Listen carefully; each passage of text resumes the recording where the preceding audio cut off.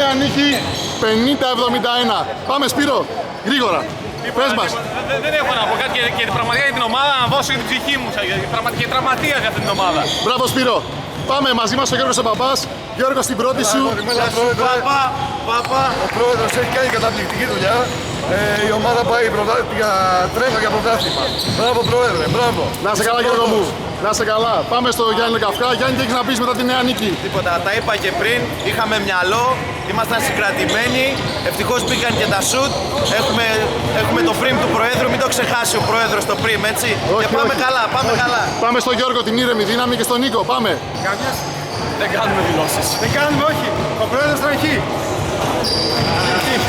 Βλέπουμε χαρά στα μάτια. Πάμε για μεταγραφές του πρώτου. Άμα δεν παίζουμε 30 λεπτά το τελείο να πάμε για μεταγραφές. Πάει και η ομάδα που θα πάμε. Και ο πρόεδρος, μια. Κανόνισε. Εδώ, μαλάκα.